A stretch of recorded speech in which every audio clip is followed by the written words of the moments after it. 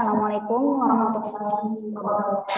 Waalaikumsalam warahmatullahi wabarakatuh. Bismillahirrahmanirrahim. Wa nasta'inu ala umri dunya wa din. Wassalatu wassalamu ala asyrofil anbiya'i wal mursalin sayyidina wa maulana Muhammadin wa ala alihi washabihi ajmain, amma ba'du. Yang terhormat Profesor Dr. Haji Musa Asy'ari, beliau selaku pendiri Sekolah S5 atau Sekolah Filsafat Musa Asy'ari, dan juga yang kami hormati kepada para guru pengajar di Sekolah Filsafat. Beliau ada Profesor Dr. Sekar Ayu Aryani, kemudian Profesor Dr. Wastan Anhum, Dr. Haji Farudin Faiz MAG, Ibu Fatima MA PhD, kemudian ada Dr. Jabrul Khan MSI, Bapak Taufik Razan, dan Dr. Imam Iqbal MSI.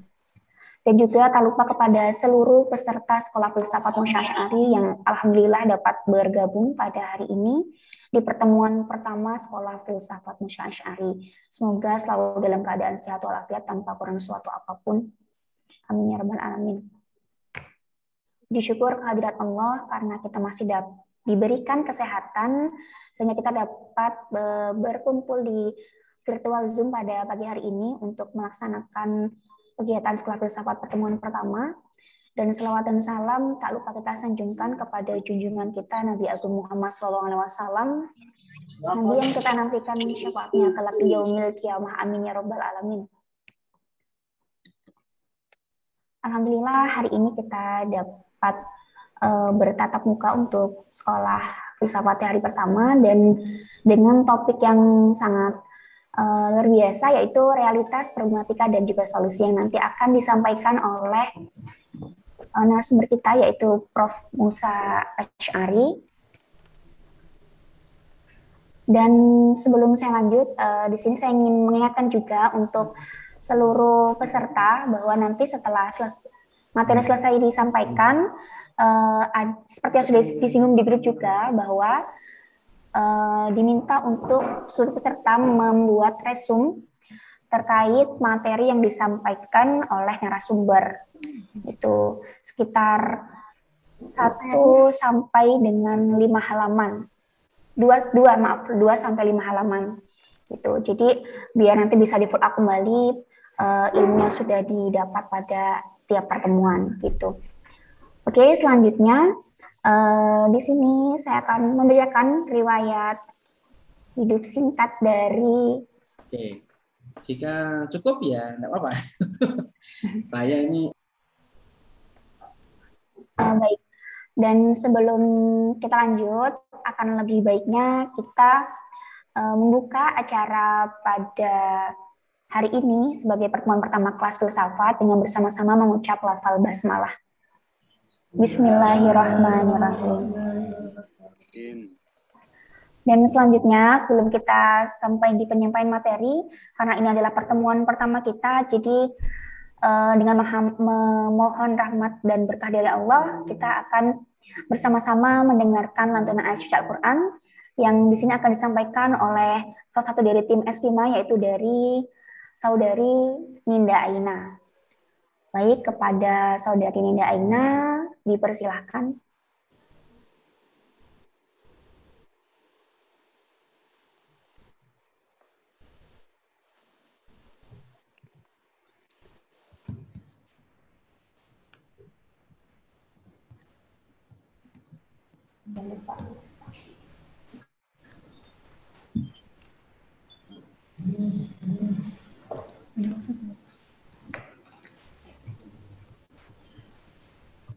A'udzu billahi minasyaitonir rajim.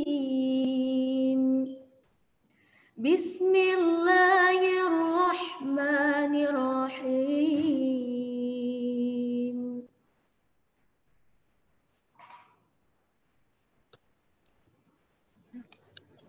Qul huwallahu ahad, Allahus samad, lam yalid wa lam yulad wa lam yakul lahu kufuwan ahad. Sadaqallahul azim.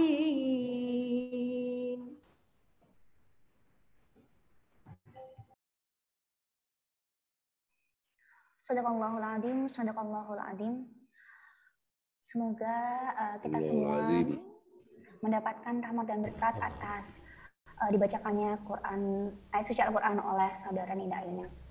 Dan selanjutnya langsung kita akan masuk ke penyampaian materi, dan sebelum disampaikan di sini saya akan membacakan riwayat hidup singkat dari beliau Profesor Dr. Haji Musya Asy'ari. Beliau lahir di Pekalongan pada tanggal 31 Desember 1951, dan beliau juga sudah menduduki banyak tempat jabatan itu dari sekitar tahun 1997 sampai dengan sekarang. Di antaranya seperti yang sudah dilihat bersama-sama, beliau sebagai Ketua Program Doktor PAI di UMS tahun 2017 sampai dengan sekarang, kemudian Komisaris BK Suzuki Indonesia 2016 sampai dengan sekarang, Rektor UIN Sunan Kalijaga 2010 sampai dengan 2015, Staf Ahli Menteri Kominfo Republik Indonesia 2005 sampai dengan 2010, anggota Lembaga Sensor Film 2006 sampai dengan 2008, kemudian Dewan Pengawas TVRI 2005 sampai dengan 2010, Penasehat Khusus Menteri Perindustrian 2003 sampai dengan 2005, Direktur Pasca Sarjana UIN Sunan Kalijaga 2002 sampai dengan 2024, kemudian Direktur Pasca Sarjana UMS pada tahun 97 sampai dengan 2002.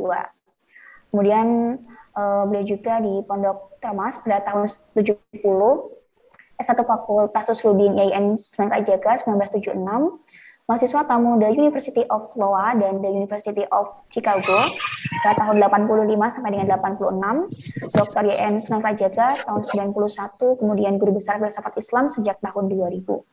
Dan yang unik juga dari beliau ini seorang entrepreneurship, yaitu pengusaha pada sejak tahun 78 sampai dengan sekarang. Dan beliau mendapatkan penghargaan Upakarti dari Presiden Republik Indonesia tahun 91. Baik, kurang lebih itu untuk riwayat singkat beliau. Dan berkaitan dengan topik hari ini, yaitu realitas, problematika, dan juga solusi. Jika berbicara tentang realitas, maka merupakan kenyataan atau fakta yang terjadi dalam kehidupan masyarakat. Nah, adanya realita tersebut itu pasti akan menimbulkan adanya ketidakseimbangan dalam kehidupan masyarakat, atau biasa kita sebut sebagai problematika yang ada di masyarakat. Jadi adanya seperti pada banyak lini, yaitu ekonomi, sosial, adat, budaya, dan lain sebagainya. Dan yang kita lihat pada kehidupan kita sekarang ini yang marak terjadi, yaitu adanya banyak konflik seperti korupsi, pembunuhan, bahkan kekerasan seksual yang sekarang ini sedang marak dibicarakan. Yang mana dalam problematika tersebut yang harusnya korban diberikan solusi, tapi masih ada yang didiskriminasi. Oleh karena itu, bagaimana solusi yang dapat diambil di sini tepat karena kita telah mengikuti kelas filsafat pada hari ini, yang mana nanti akan dijelaskan oleh Profesor Dr. Haji Musya Asy'ari tentang pentingnya filsafat dan terkait dengan topik yang hari ini akan disampaikan.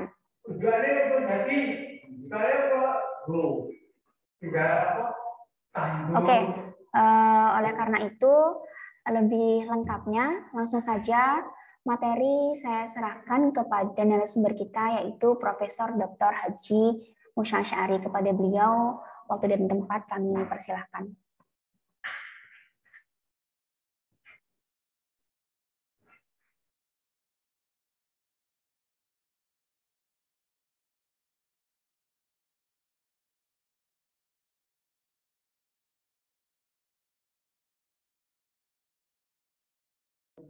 Mohon maaf, Prof, belum terdengar suaranya, masih di-mute. Assalamualaikum warahmatullahi wabarakatuh. Waalaikumsalam warahmatullahi wabarakatuh. Ini adalah percakapan saya yang kedua. Yang pertama kemarin saat pembukaan program ini. Kemarin saya berbicara filsafat sebagai metode berpikir. Karena menurut saya daya berpikir kritis bangsa itu yang kita lihat bersama-sama mulai terjadi peluruhan, dan kita berkesimpulan bahwa filsafat perlu dihidupkan kembali.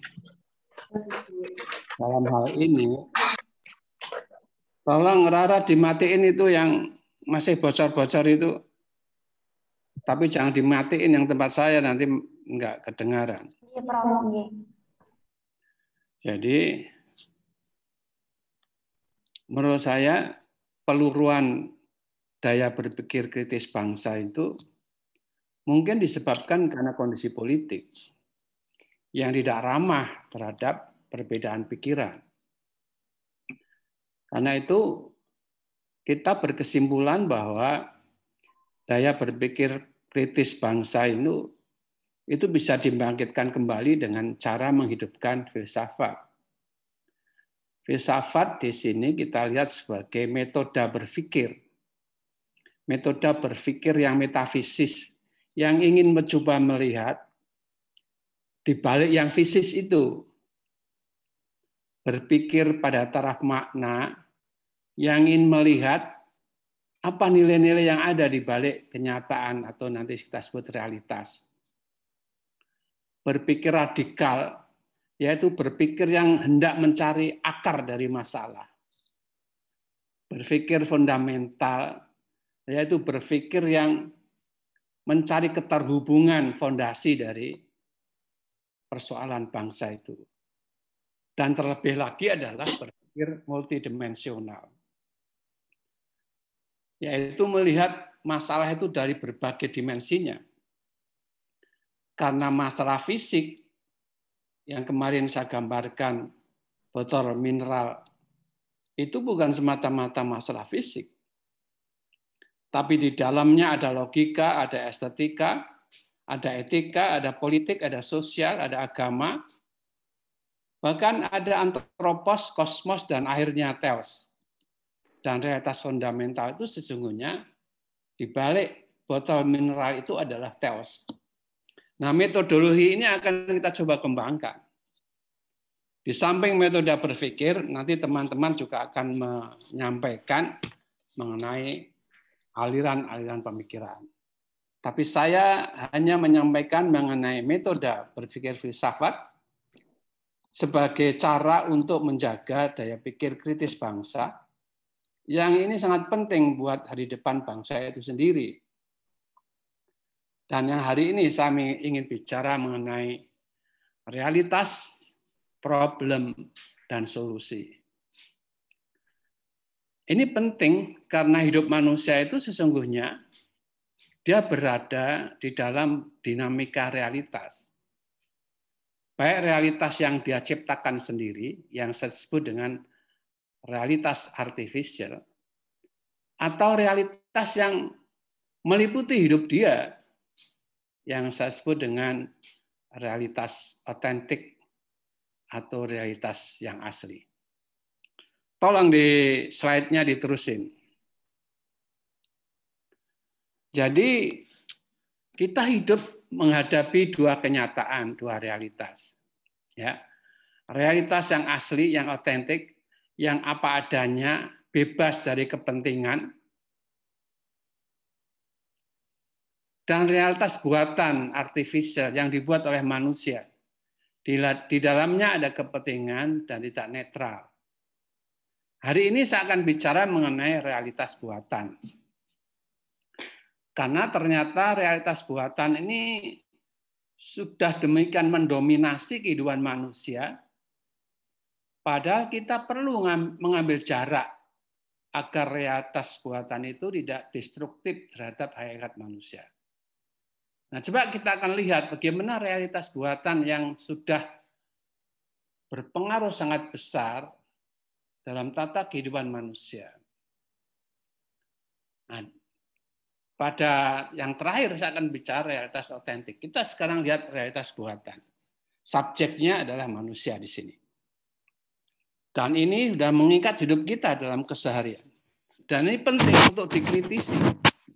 Jangan-jangan kita berada di tengah realitas buatan, tapi kita nggak sadar bahwa kita sedang ada di tengah-tengahnya. Silahkan, slide berikutnya. Jadi, sebagai perbedaan contohnya, kalau kita bicara realitas otentik, ini realitas yang tidak dibuat oleh manusia. Ya, dia keadaannya netral, tidak berpihak pada siapapun. Nah, kalau kita lihat realitas otentik, sebagai contoh adalah alam semesta. Sementara realitas buatan adalah kebudayaan. Kebudayaan itu sepenuhnya dibuat oleh manusia. Dan manusia terjaring di dalamnya. Bahkan manusia kemudian diperalat oleh kebudayaannya. Ya. Kalau kita lihat realitas otentik adalah harmoni, keseimbangan. Tapi kalau kita lihat realitas buatan adalah penghancuran terhadap harmoni. Baik perusakan lingkungan, peperangan, dan kepentingan industrial. Kalau kita bicara realitas otentik adalah kekuasaan. Tapi kalau kita bicara realitas kekuasaan sebagai buatan, maka di situ ada birokrasi kekuasaan. Dan birokrasi kekuasaan ini yang memengaruhi hidup manusia dan seringkali manusia terteror oleh birokrasi kekuasaan. Contohnya realitas otentik adalah kematian. Tetapi realitas buatan adalah pembunuhan. Ini dua hal yang satu sifatnya alamiah, yang satu adalah rencana manusia. Antara lain kalau kita bicara, realitas otentik adalah kebenaran. Tetapi realitas buatan adalah pembenaran. Mestinya kebenaran itu mengoreksi pembenaran. Pembenaran yang tidak sesuai dengan realitas otentik kebenaran adalah kesalahan. Sebagai contoh, pembenaran adalah karya-karya ilmiah, skripsi, tesis, bahkan disertasi adalah proses pembenaran dari hipotesis yang dia buat di awal karya ilmiahnya itu. Tapi pada akhirnya semua rumusan pembenaran itu akan dikoreksi oleh kebenaran itu sendiri. Belajar Pak, modal S3 nanti dengan S3 kayak Bapak Malaysia pengajian. Kayaknya suaranya Zidni nih.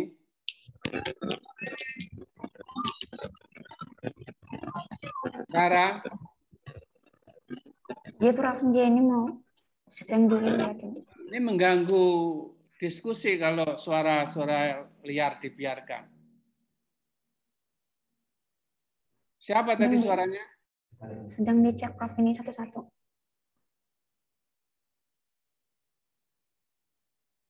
Ya, jadi kita lihat itu perbedaannya antara realitas otentik dan realitas buatan. Nah, kita ini hidup di alam buatan, pada realitas buatan. Dan ini memengaruhi kehidupan manusia, bahkan manusia nggak bisa keluar dari situ, bahkan dimutlakkan. Padahal sebenarnya tidak boleh begitu. Karena realitas buatan manusia itu berubah oleh waktu, dan sifatnya itu relatif, nisbi. Tapi kadangkali realitas buatan itu menteror kehidupan manusia sendiri.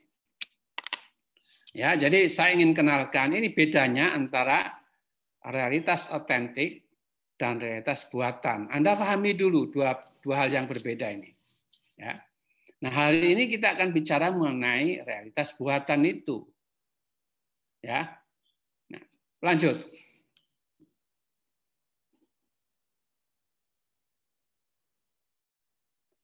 Sebagai contoh ya, realitas buatan itu antara lain adalah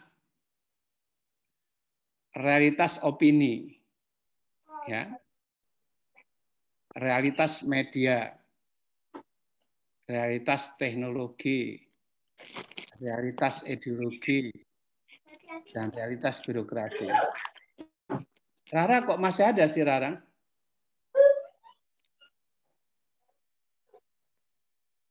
Dari mana, Rara? Ini tadi udah di ini semua. Mohon maaf, Prof.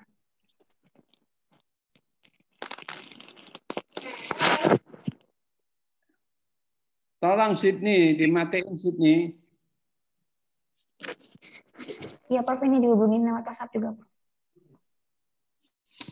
Nah, realitas buatan manusia itu antara lain adalah realitas opini. Ya, kalau ada sebuah kejadian, kemudian diopinikan, maka opini tentang kejadian itu pasti subjektif. Apalagi kemudian dimediakan. Wartawan mengambil gambarnya, dimediakan. Itu pasti ada kepentingan media.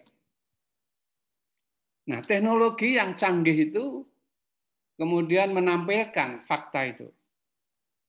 Semakin teknologinya canggih, faktanya itu menjadi makin menarik.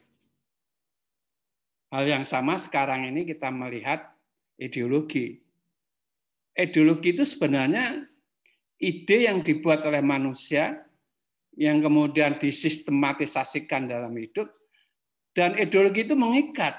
Bukan cuma mengikat, bahkan sebagian besar ideologi diyakini sebagai kebenaran mutlak dari banyak orang yang ada di dalamnya. Contohnya adalah ideologi agama, ideologi yang berbasis agama umpamanya. Hal yang sama adalah birokrasi, birokrasi kekuasaan antara negara, pemerintahan, dan itu menjadi sesuatu yang dimutlakkan. Padahal birokrasi kekuasaan itu berubah.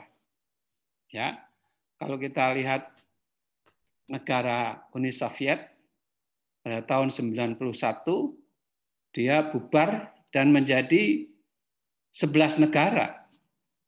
Jadi bisa berubah.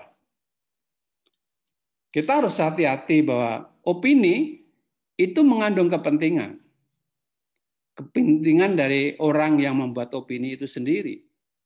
Dia bisa tidak netral. Dia bisa melebih-lebihkan dari fakta. Dan dia bisa disampaikan ke arah mana opini ini ditujukan. Hal yang sama adalah fakta media, opini yang dimediakan. Media itu bagian dari industri.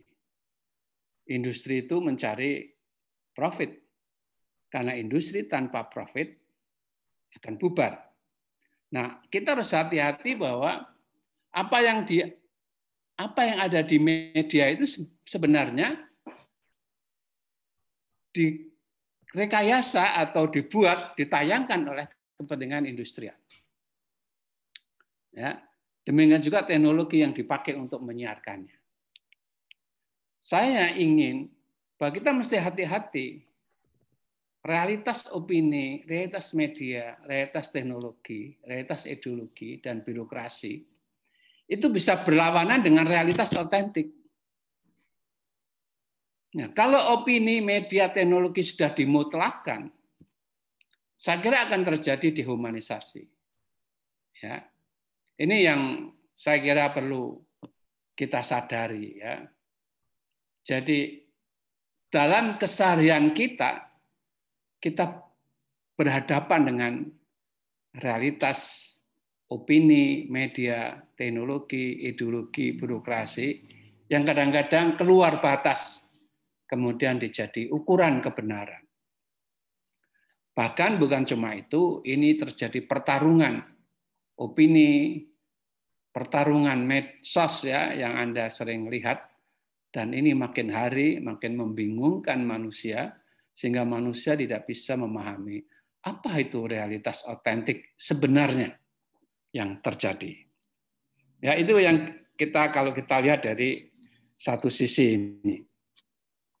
Berikutnya,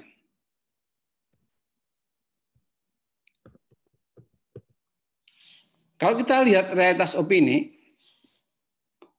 pada mulanya dari pemikiran Pemikiran kemudian diteruskan dalam penelitian, kemudian ditarik kesimpulan. Kesimpulan itu menjadi teori. Teori itu kemudian dalam banyak fenomena dimutlakkan. Padahal sebuah teori itu baru benar kalau dia tidak berlawanan dengan realitas otentik. Nah, ini yang nanti akan saya singgung, munculnya feodalisme perguruan tinggi. Ya. Jika ini teori itu harus berubah terus karena kehidupan manusia itu berubah. Sebagai contoh, ya, penelitian seorang ahli ekonomi mengenai kemiskinan di Bantul pada awal itu mama rekam suaranya kayak kemarin tuh loh, caranya piye lali mama. Nek laptop yo ora ngerti no. Kemarin kan mama kan ngerekam suaranya di sini. Ya iya, ati ora ngerti no mama Mohon tuh. maaf, Prof, ini segera di-mute. Coba nunjuk ya, ati ngerti. Bukan.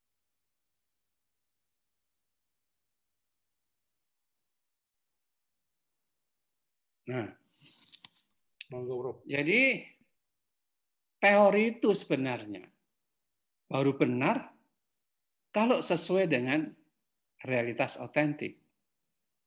Skripsi, tesis, disertasi itu benar kalau sesuai dengan realitas otentik. Tapi kalau berlawanan, itu diragukan kebenarannya. Nah, ini yang terjadi dalam kehidupan kita. Teori itu kemudian menjadi pemikiran yang dimutlakkan.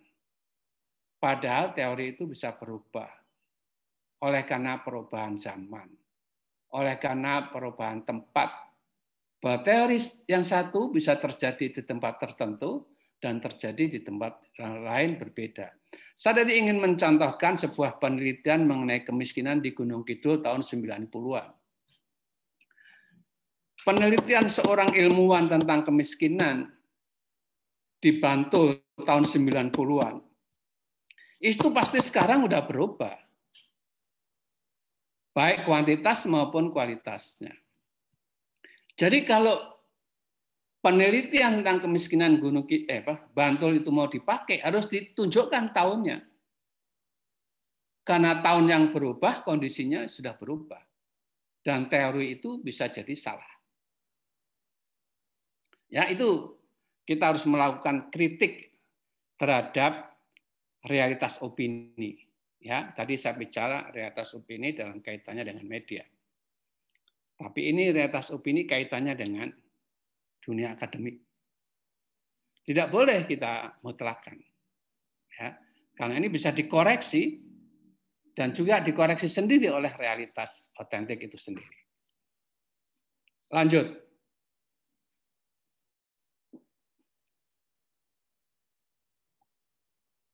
Nah, sekarang realitas yang ditayangkan di televisi, di YouTube, layar digital, dicetakan, dan juga di spanduk.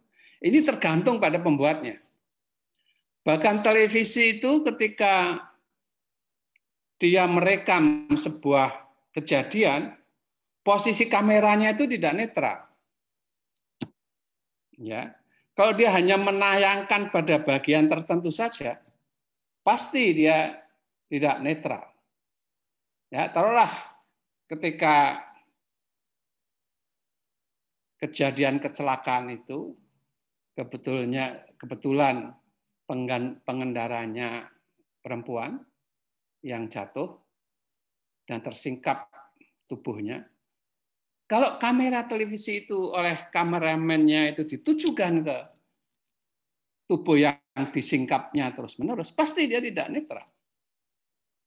Ada kepentingan yang kita harus hati-hati. Apa kepentingannya di balik tayangan itu?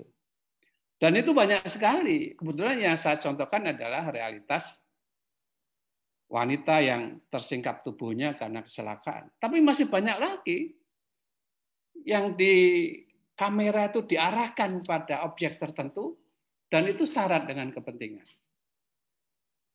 Hal yang sama juga dengan YouTube. Saya berkali-kali terkecoh Karena ternyata setelah saya lihat tanggalnya, itu adalah tayangan yang sudah kedaluarsa, tapi diulang lagi. Sehingga kalau kita nggak hati-hati, maka seakan-akan itu terjadi kejadian baru. Ya, apalagi layar digital itu adalah kesentuh sedikit sudah langsung berubah. Nah, saya ingin menegaskan bahwa kita harus hati-hati terhadap realitas. Ya, realitas yang ditayangkan di televisi bagian dari industri, baik yang ditayangkan di YouTube maupun di layar digital yang lain. Ya, itu pasti realitas yang tidak otentik.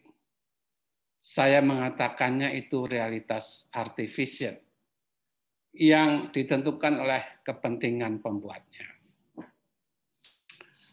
Dan ini menguasai hidup kita. Dalam kehidupan sehari-hari kita dikuasai oleh realitas artificial ini. Dan kalau kita sampai menganggap itulah kebenaran utama, saya kira ini terjadi penyimpangan besar. Oke, lanjut.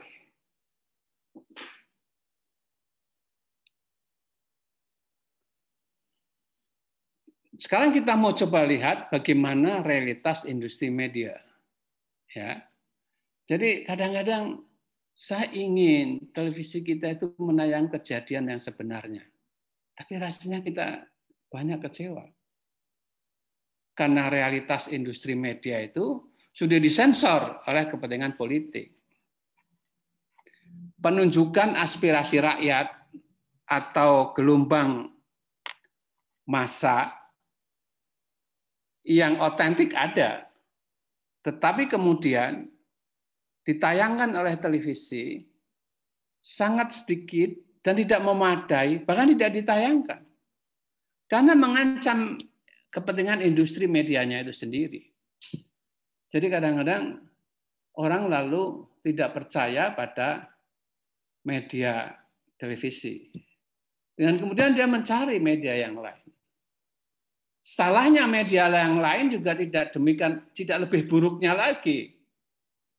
Karena banyak sekali media-media yang lain juga dikuasai oleh para buzzer rupiah. Jadi dalam situasi yang kayak gini, kita hampir tidak bisa menemukan realitas otentik ada di mana. Karena semua yang ada ini adalah realitas artificial. Realitas yang dibuat oleh media yang syarat dengan kepentingan industri medianya. Tidak netral, tidak objektif, dan dia terikat oleh kepentingan industrial. Ya, kalau demokrasinya sudah berbasis pada kapital, tentu medianya apalagi. Ya, dan ini saya merasa bahwa kita sebagai rakyat, sebagai publik tidak mendapatkan realitas yang sebenarnya. Karena realitas yang ditayangkan, disodorkan kepada kita adalah realitas yang syarat dengan kepentingan. Bahkan propaganda, bahkan hoax meluas kemana-mana.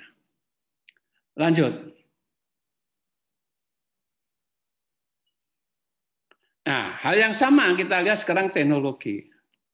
Kita nggak bisa hidup tanpa teknologi ya. Semuanya sudah ditentukan oleh teknologi. Sebentar lagi juga kita akan kehilangan tukang parkir, kita juga akan kehilangan karyawan yang menunggui kotak-kotak jalan tol. Bahkan sopir sudah nggak lagi pakai tenaga manusia. Semua sudah dialihkan ke teknologi. Nah, dan kita mesti berpikir teknologi itu tidak netral. Teknologi itu dibuat oleh kapital. Ya. Dan ini yang kita tergantung pada teknologi. Tapi kita harus mencari teknologi yang berpihak kepada publik, bukan berpihak kepada kapital. Hilangnya karyawan di pintu-pintu tol itu jelas berpihak kepada pemilik teknologi karena makin efisien. Tapi bagi karyawan pasti dia akan kehilangan. pekerjaan yang lebih banyak. Dan ini masih banyak contohnya. Bayangkan kalau 30 tahun kemudian atau 20 tahun kemudian sopir-sopir sudah nggak pakai manusia.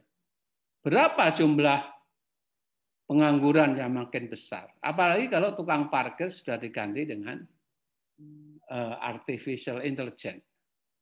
Akan kehilangan. Apalagi kalau tukang catat kasir di restoran-restoran sudah digantikan oleh teknologi. Nah, teknologi itu sebenarnya bagian dari kapital.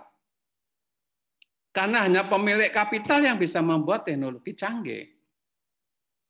Dan ini akan terjadi problem sosial yang sangat luas.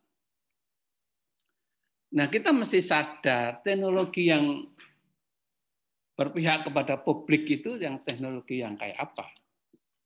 Nah, itu yang harus kita siasati ya. Sejak awal tadi saya mengatakan bahwa realitas artifisial itu sudah mendominasi semua aspek kehidupan manusia. Dan kalau kita tidak hati-hati, kita terkungkung di dalamnya. Lanjut.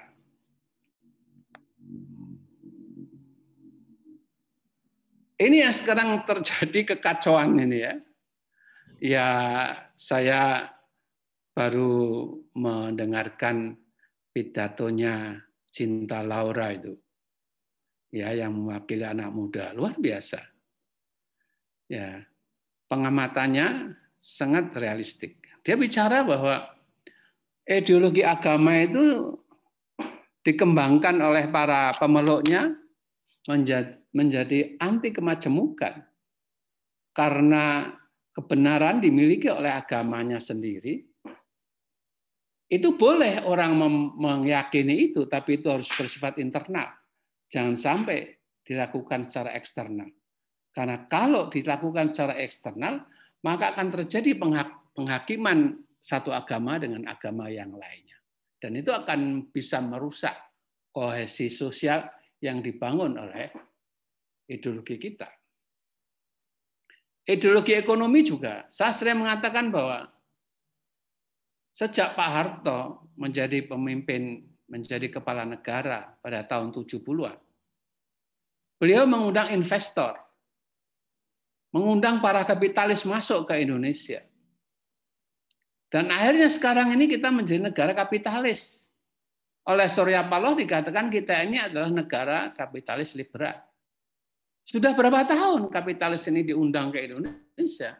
Sejak Jenderal Soeharto, diteruskan oleh Habibie, diteruskan oleh presiden-presiden berikutnya. Bahkan sampai Jokowi, pandemi COVID-19 antara lain juga meningkatkan hutang kita. Hutang pada negara kapital. Hutang kita makin besar. Dan sampai sekarang, kapital itu diundang. Dengan sendirinya lalu yang terjadi adalah ekonomi kapitalisme liberal, bahkan demokrasinya demokrasi kapital. Ya. Jadi ideologi politik kapital masuk, kemudian membawa masuk ideologi kapital ekonomi, bahkan ideologi agama juga dikuasai oleh para kapital. Terjadilah konflik ideologi. Dan akhirnya juga ideologi dengan negara. Ini fenomena ini Anda bisa lihat. Saya nggak usah jelaskan satu persatu, tapi Anda bisa lihat sendiri. Nah, kalau begini kejadiannya, tentu ini akan mengancam ideologi negara. Yang sekarang memang sudah terpinggirkan. Karena kapitalisme liberal lebih kuat dari Pancasila. Bahkan orang mengatakan bahwa kapitalisme liberal itu dianggapnya sebagai Pancasila. Ya. Padahal sebenarnya tidak, karena dalam Undang-Undang Dasar 45, kalau saya tidak salah, baca, mungkin sekarang sudah berubah, saya nggak tahu lagi, koperasi itu sekolah guru ekonomi bangsa. Tapi nggak ada lagi koperasi yang hidup, kecuali koperasi simpan pinjam. Ya. Koperasi-koperasi industri mati, nggak ada yang hidup. Keadilan sosial juga makin jauh. Karena makin menguatnya kapitalisme liberal. Dan ini sebenarnya ancaman buat ideologi kita sebenarnya. Tapi tanpa sadar, ekonomi Indonesia itu sesungguhnya sejak dari zaman Soeharto sampai sekarang, sudah 50 tahun. Betapa besarnya kapital yang menguasai industri kita. Logis kalau kemudian ekonomi Pancasila itu terpinggirkan di negeri Pancasila.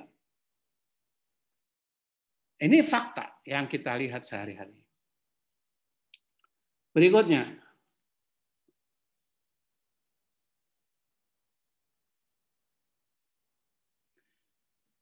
demokrasi kapital itu dimulai sejak mendirikan partai politik.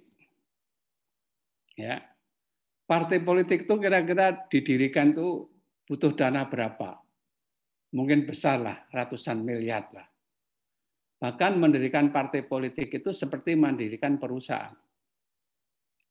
Nah, ketika partai politik itu akan mengangkat anggotanya jadi bupati, wali kota, gubernur, dan presiden, itu tidak ada atau sedikit jumlahnya yang bisa membiayai dana kampanyenya. Nah, dana kampanye itu disediakan oleh para bohir, baik di tingkat pusat sampai tingkat daerah. Dan ketika dia menang, maka kapital yang sudah diberikan itu akan dikembalikan. Dan kadang-kadang harus menabrak dengan aturan. Dan itulah yang kemudian terjadi korupsi di mana-mana. Untuk mengembalikan bohir-bohir itu. Karena itu lalu demokrasi kapital itu melahirkan money politik. Di mana-mana. Orang mau naik jabatan, ditariki. Dan itu banyak sekali yang ini terjadi di para bupati, wali kota yang mereka masuk penjara. Pemilu dan uang itu boleh dikatakan sudah tidak bisa dipisahkan. Dan akibatnya apa yang terjadi? Demokrasi kita itu hanya demokrasi prosedural. Ya. Negara hukum itu hukum sudah berpihak kepada kapital. Dan ini semua yang terjadi. Nah, kita harus bisa mengambil jarak ini. Ini situasinya kayak begini. Mau diteruskan? Kalau ini diteruskan, lalu ideologi Pancasila, keadilan bagi seluruh rakyat Indonesia itu makin terpinggirkan. Makin jauh. Ya. Dan ini yang mestinya harus kita pikirkan. Ini adalah realitas buatan. Karena ini adalah sesuatu yang sebenarnya nisbi. Sesuatu yang mesti bisa berubah dan bisa diubah. Tapi kenapa kemudian realitas buatan itu lalu memasung manusia di dalamnya? Bahkan kita boleh dikatakan tidak pernah bisa keluar dari realitas buatan ini. Coba diteruskan.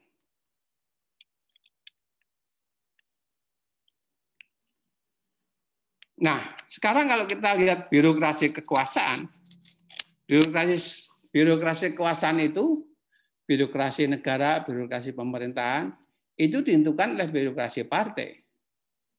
Dan ini melahirkan birokrasi transaksional. Dan pada akhirnya ini birokrasi korup.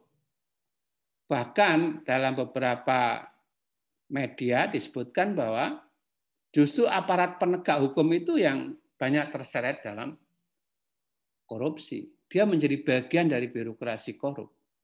Ya, saya kira ini saya tidak mengada-ada karena banyak koran-koran menulis soal ini.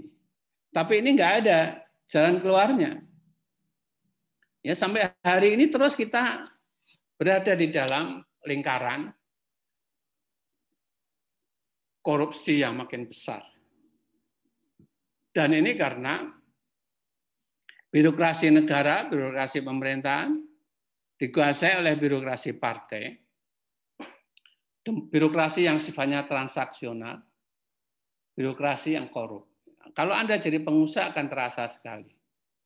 Gimana kalau Anda ingin menjadi subkon dari kontraktor-kontraktor besar di bidang jalan tol namanya? Itu enggak sederhana, ya. banyak pengusaha yang merasa bahwa ini birokrasinya sudah dikuasai oleh kekuatan-kekuatan tertentu. Dan kita nggak bisa melepaskan diri dari kekuatan itu kalau kita mau masuk menjadi pelaksana dari pembangunan itu. Ya. Lanjut.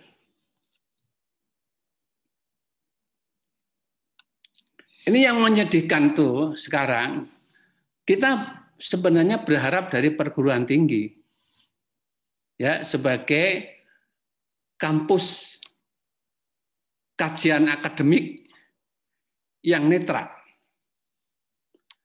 Tapi kalau kita melihat kehidupan kampus, kampus kita ini menjadi kampus yang feudalistik. Orang di kampus kita ini yang dikejar adalah gelar. Bahkan banyak sekali jual beli gelar. Bahkan kajian akademik industrial yang dia bekerja untuk kepentingan industrial karena dibayar oleh kelompok industrial. Bahkan kajian teoretik opini, bukan kajian teoretik fakta realitas otentik. Akibatnya saya mengatakan bahwa perguruan tinggi kita menjadi anti realitas otentik. Sebagai contoh, saya mau cerita. Realitas otentik kita adalah negara maritim dan negara agraris. Saya mau tanya para peserta yang hadir di sini, kebetulan yang di depan saya ada namanya Fatika. Kalau Mbak Fatika ini ke rumah sakit, besok temannya, apakah dia bawa apel dari Malang? Tidak.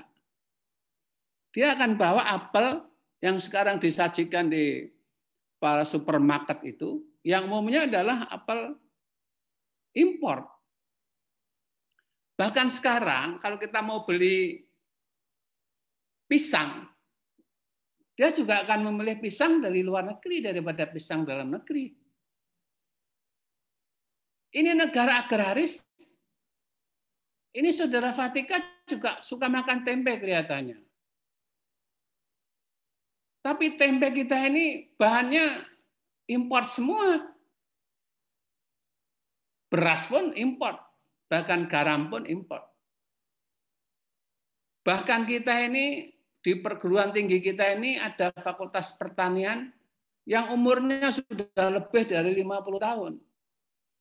Tapi ngedek ke kentang itu kayaknya kok sampai sekarang nggak nampak ya. Saya mau melihat kentang produksi dalam negeri yang besarnya sebesar kepala saya. Ini kayaknya nggak ada, separuhnya saja nggak ada, seperempatnya juga nggak ada. Sehingga untuk dibikin franchise itu rasanya sulit. Akibatnya lalu apa? Kentang-kentang kita itu cocoknya dibikin bergedel, ya toh? Dideplok kemudian dibulat-bulatin, digoreng. Ya, ini negeri yang sebenarnya perguruan tingginya, fakultas pertaniannya sudah berumur 50 tahunan lebih. Bahkan doktornya mungkin sudah ribuan, profesornya mungkin sudah ratusan. Tapi kenapa produk agrarisnya itu masih bergantung pada impor? Ini saya merasa bahwa ini perguruan tinggi kita ini anti realitas. Realitas agraris juga realitas maritim. Karena konon katanya kita punya kekayaan laut yang paling luas di dunia, yang memiliki kekayaan ikan yang besar, tapi ikannya langsung ditarik oleh kapal-kapal asing dan keluar sudah menjadi produk-produk jadi. Jadi ini kita mempersoalkan, ini gimana akademik kita, kekuatan akademik kita ini di mana? Ya mungkin karena kekuatan akademik kita ini menjadi akademik untuk gelar. Ya ini saya orang akademik yang saya tahu juga bahwa akademik kita ini sudah kalah dengan bisnis gelar. Ya. Jadi kalau Anda jadi orang kaya, taruhlah ini ada teman saya namanya Said. Masih ada nggak Said? Kalau Said Masih, ini mau Pak, masih mendengarkan dengan kalau hikmat. Mas Said ini mau bergelar profesor doktor gampang Mas Said. Iya. Karena profesor itu sekarang juga ditransaksikan. Kalau Anda menyumbang sebuah universitas 3 triliun, Anda mungkin dapat gelar profesor. Nggak usah sekolah tinggi-tinggi. Mungkin bisa dapat gelar Profesor Dr. Muhammad Said Sutomo. Ini fakta. Iya, Banyak iya, sekali gelar-gelar itu diberikan karena dia tokoh politik. Ya kan pernah rame itu UNER ketika mau memberikan gelar doktor, saya nggak perlu sebut namanya lah, nanti dikira menghina. Tapi rame itu para akademisi di UNER berantem antara setuju dan tidak setuju. Tapi akhirnya gelar itu diberikan juga. Banyaklah saya kalau singgung ini gelar ini sampai profesor nanti ada yang tersinggung lah. Kalau kebetulan Mas Said ini menjadi anggota parpolnya, dia marah sama saya. Dan ini fakta. Ya. Jadi perguruan tinggi kita sebagai lembaga akademik pun dia anti realitas, otentik. Ya. Dia tidak bisa menolong bangsa ini sebagai bangsa agraris dan sebagai bangsa maritim untuk bisa membuat rakyatnya kaya dengan agrarianya, untuk bisa membuat rakyatnya sejahtera dengan kekuatan maritimnya. Ini enggak terjadi sampai hari ini. Bahkan terjadi pemiskinan para nelayan. Banyak itu nelayan-nelayan di Surabaya, nelayan-nelayan di Madura, nelayan-nelayan di timur sana yang termiskinkan. Petani juga sama. Karena produk pertanian tidak naik, tetapi produk industri naik, sehingga daya beli mereka makin menurun. Ya, saya kira ini fakta yang kita bisa lihat bahwa dunia akademik kita ini juga begini. Dia anti realitas otentik. Yang terjadi adalah feodalisme perguruan tinggi. Gelarnya itu, waduh, soalnya kalau seakan-akan kalau sudah bergelar itu hebat. Padahal gelarnya itu hanya menunggu waktu aja. Siapa tahan bertahun-tahun di situ, ya akhirnya diberi gelar juga. Ya ini problem. Lanjut.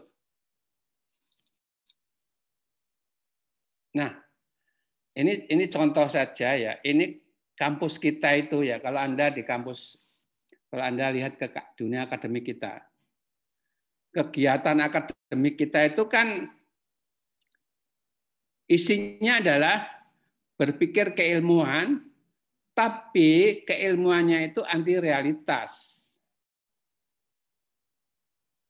Karena konseptualisasi teoritik realitas buatan tidak berhubungan dengan realitas otentik yang berperan sebagai koreksi dan kritik terhadap teori. Ini yang terjadi.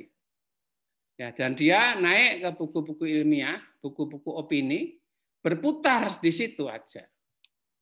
Dia tidak menyentuh realitas otentik. Ini yang terjadi. Kalau Anda ke kampus, ini yang terjadi. Akhirnya dia hanya menjalankan gelar dan merasa hebat kalau sudah bergelar. Ketika suruh dihadapi problem rakyat, dia nggak bisa jawab. Karena dia kalau menjawab harus dibuka buku-buku yang pernah dia baca. Tapi buku-buku yang dia baca tidak ada hubungannya dengan realitas otentik. Ini kritik terhadap dunia kampus. Ini kritik terhadap diri saya sendiri karena saya juga bagian dari kampus. Ini yang ada di situ. Ya, gambar inilah konsep keilmuan yang tidak berbasis kepada realitas otentik, tapi berbasis pada teori opini. Ada di. Ya, ini yang Anda bisa lihat fakta ini. Coba kalau kita lihat ke slide berikutnya. Saudara Rara, jangan Rara. Iya, Prof. Siap.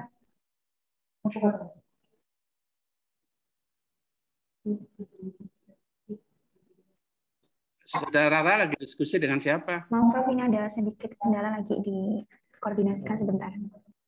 Kalau kita lihat sekarang nih, yang di atas tadi, gambar di atas, saya menjelaskan mengenai dunia akademik kita yang anti realitas. Berpikir metodologi untuk memahami realitas otentik. Nah, realitas otentiknya itu hilang di konsep yang di atas. Harusnya berpikir metodologi bergerak ke kemudian dibangun konsep. Konsep itu diterbitkan masuk di dalam perpustakaan dan terjadi dinamika antara perpustakaan dan realitas otentik. Harusnya realitas otentik itu lepas dari kampus kita. Atau kalaupun realitas otentik masuk ke dalamnya, ini harusnya diubah.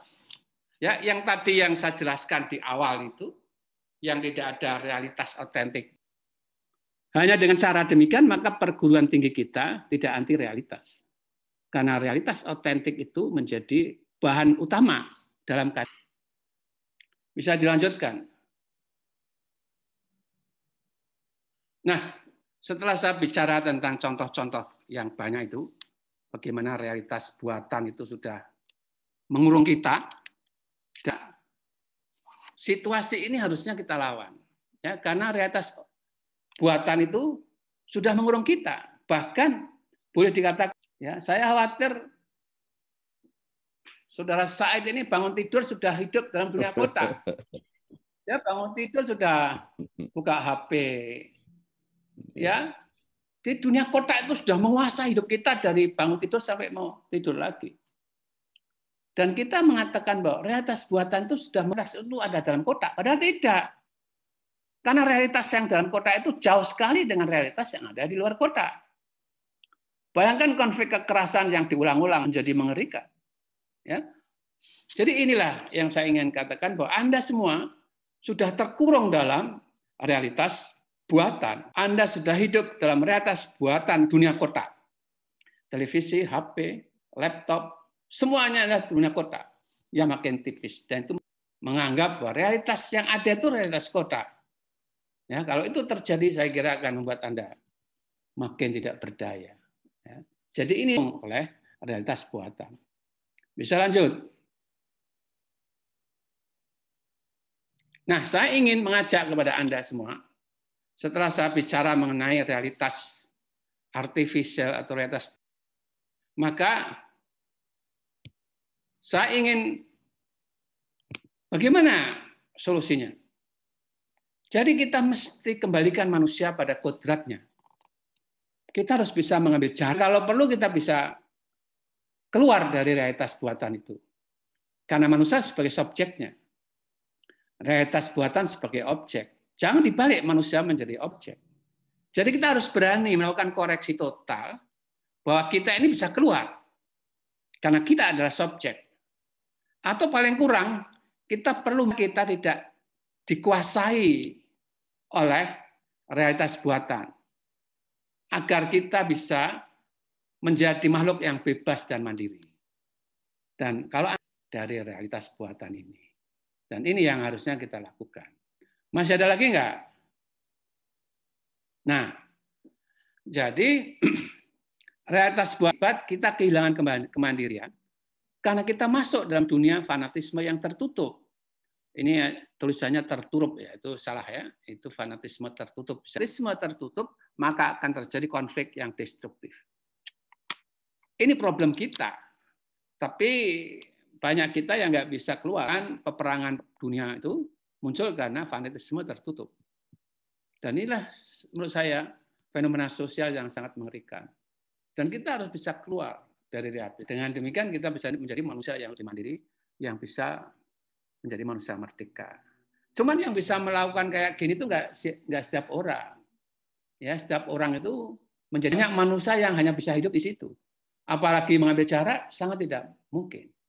Tapi saya merasa orang yang hadir sekarang di kelas ini adalah manusia-manusia yang merdeka. Nah, ini yang harus dilakukan. Dan ini bisa dilakukan kalau orang belajar filsafat. Terutama metodologi berpikir filsafat, bagian dari nasib realitas buatan.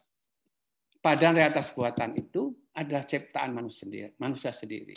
Sifatnya relatif dan sifatnya berubah dari realitas buatan itu.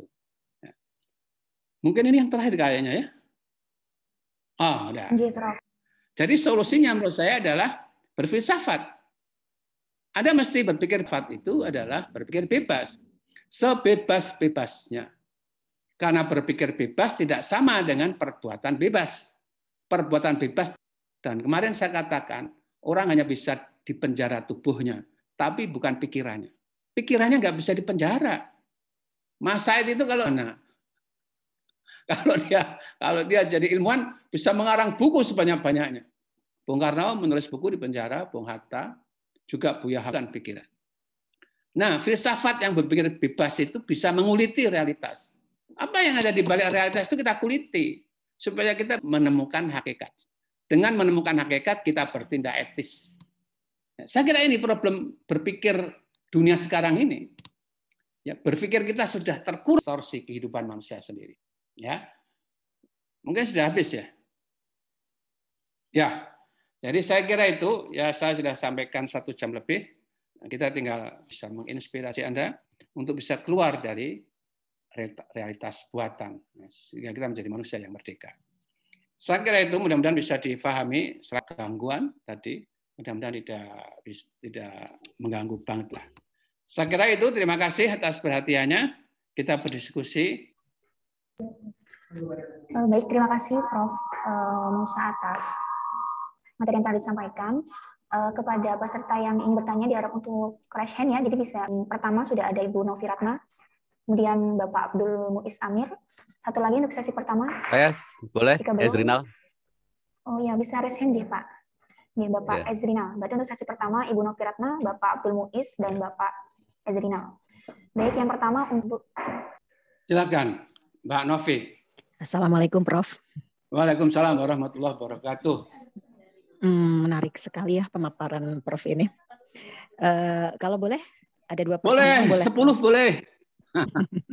Yang pertama saya tadi tertarik disebutkan bahwa realitas buatan itu merupakan kritik dan perusakan terhadap realitas otentik. Salah satu contohnya realitas otentik adalah alam semesta, kemudian realitas buatannya adalah kebudayaan. Sementara saya melihat diciptakan manusia untuk sebagai apresiasi terhadap alam semesta. Jadi saya agak mempertanyakan gitu terhadap realitas otentik. Kayaknya tidak semuanya gitu ya, tidak bisa di generalistik bahwa realitas buatan itu adalah kritik terhadap realitas otentik. Kan realitas otentik ini dijadikan inspirasi dan merupakan realitas buatan itu adalah aspirasi terhadap realitas otentik. Itu. Kemudian pertanyaan saya yang kedua ini Prof. Pemaparan Profesor ini membuat saya jadi bertanya-tanya, jika opini itu pasti subjektif, apakah yang disampaikan oleh Pak Musa ini merupakan sehingga bersifat subjektif dan memiliki kepentingan? Ya. Itu pertanyaan saya, Prof. Terima kasih. Jadi saya tidak mengatakan bahwa realitas buatan itu koreksi terhadap realitas opini, tapi sebaliknya kritik terhadap realitas buatan. Tadi saya contohkan skripsi, tesis, disertasi. Kalau dia tidak sesuai dengan realitas otentik, maka dengan sendirinya realitas tolak, karena dia berlawanan dengan realitas otentik. Jadi itu saya kira mungkin kalau saya ada ucapan yang seperti yang disampaikan, tapi saya mengatakan bahwa realitas otentik itu adalah koreksi terhadap realitas buatan. Kalau kebudayaan itu harus dikoreksi. Industri, peradaban, teknologi yang dia berdampak pada perusakan alam, maka itu otentik. Karena mereka nggak punya kewenangan apapun untuk merusak alam. Karena teknologi yang dibuat, manusia yang membuat teknologi, tidak punya hak untuk merusak alam. Jadi kritik itu yang akan mengoreksi dan memberi kritik terhadap realitas buatan. Nah, bagaimana itu nanti realitas otentik? Otentik. Tapi realitas kebudayaan itu sebagian banyak itu mendestruksi alam. Nggak usah jauh-jauh Freeport lah. Tambang-tambang, terus itu perusahaan-perusahaan kayu. Itu merusak lingkungan pada akhirnya. Dan ini harus dikoreksi oleh kelestarian alam. Jadi saya terus mengoreksi, mengkritik, dan menjadi tolak ukur untuk peradaban. Kalau dia merusak, harusnya ditolak. Nah, yang merusak realitas otentik. Nah, itu yang pertama.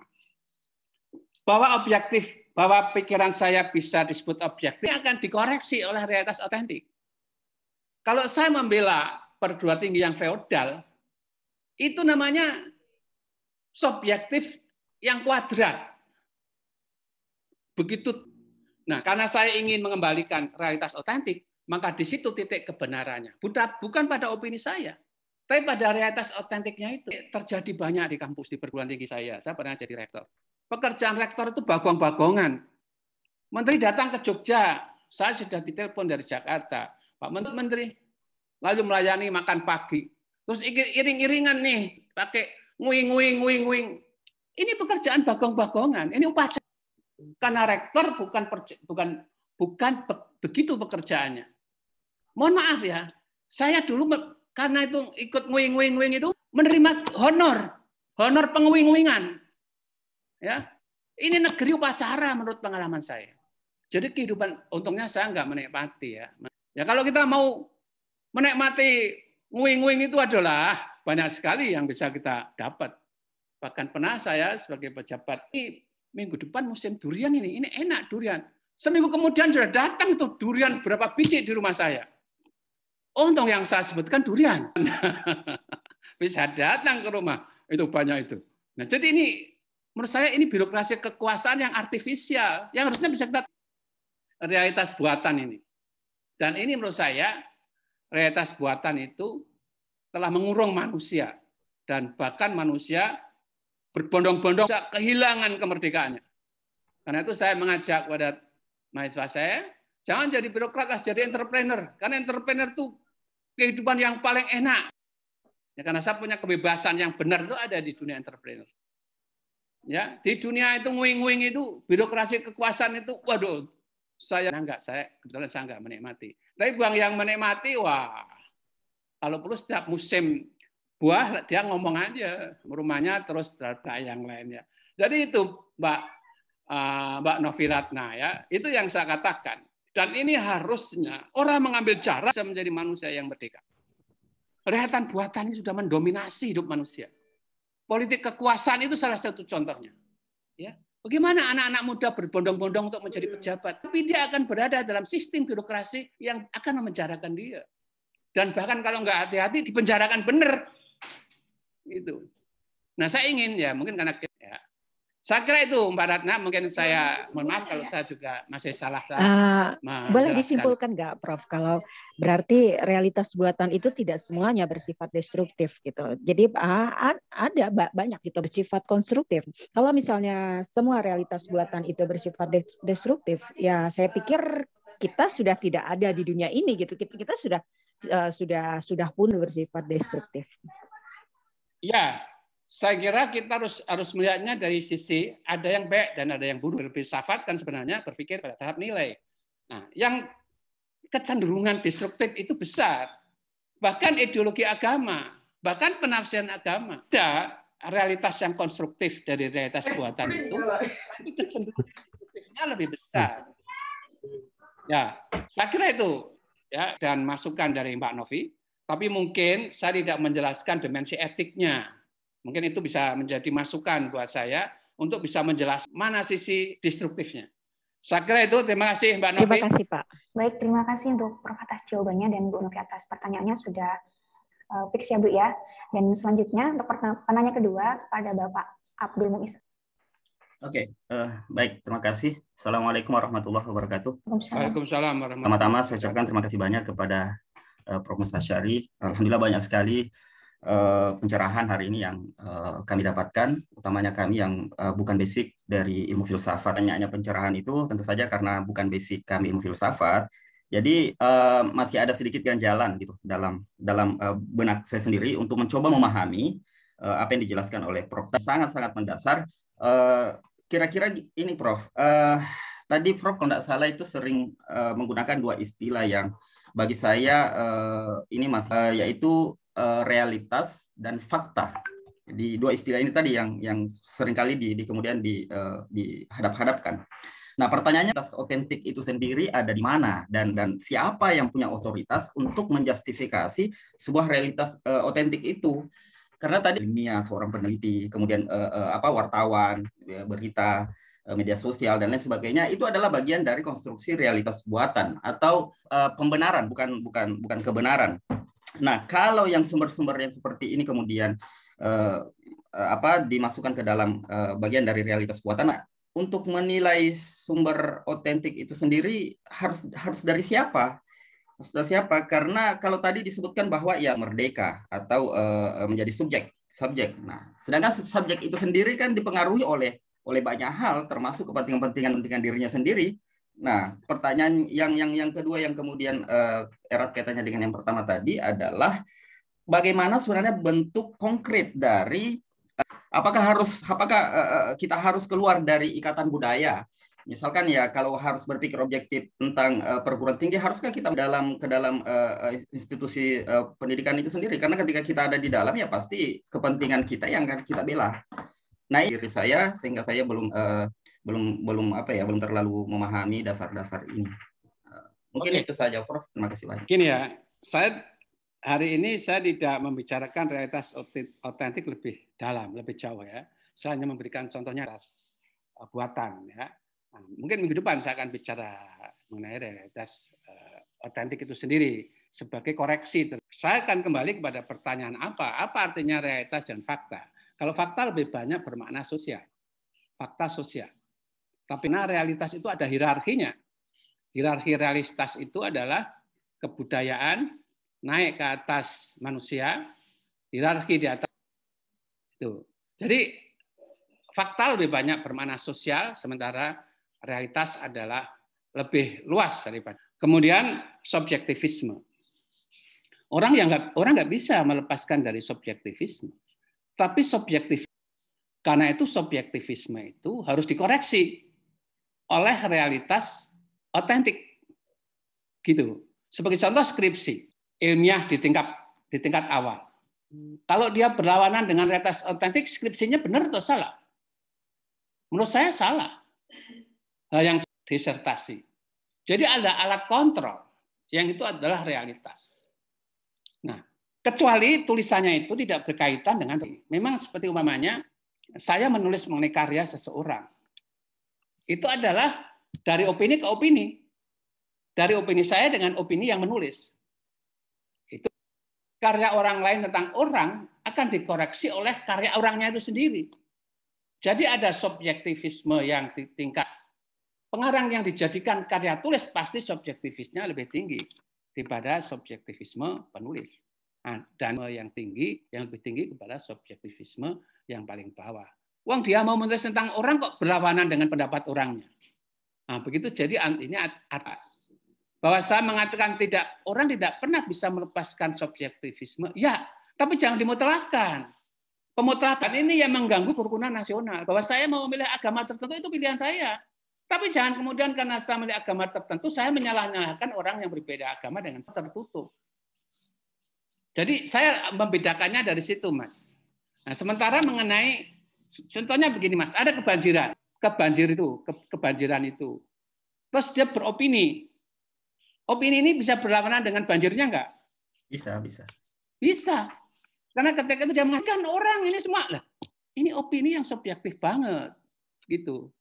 Jadi koran itu biasanya menulisnya bukan realitasnya, tapi saya ingin membedakannya itu. Jadi Menteri Erlangga Ibrahim datang ke tempat banjir, kemudian diwawancarai oleh koran. Pak, gimana begini bantuan? Tapi buat orang yang tenggelam, apa enggak masalah? Ini orangnya sudah mau mati, Cik. Kok dibilang biasa-biasa saja. Nah, itu kan objektivisme yang dibuat-buat oleh media itu yang menurut saya harus dikoreksi oleh realitas otentik. Nah, ini memang terjadi perbedaan mungkin yang berbeda mungkin ya, tapi nggak apa-apa. Tapi menurut saya filsafat itu perlu, Mas, karena semua ilmu itu punya filsafatnya, Mas. Kalau Anda dari hukum kan ada filsafat hukum. Kalau Anda dari agama juga ada filsafat agama. Kebanyakan filsafatnya itu yang dibuang. Sehingga dia sempit berpikirnya hanya di sektor parsial. Karena itu lalu diperlukan sambungan dengan filsafatnya. Ya, karena saya mengajar filsafat ekonomi di S3 itu pada subjek tujuan dan objek ekonomi itu manusia. Kalau dia nggak tahu filsafat manusia gimana dong? Nah, antara lain gitu ya. Jadi saya jangan dianggap sebagai menyesatkan. Menurut saya nggak ada filosof yang menyesatkan. Apalagi jadi sinting.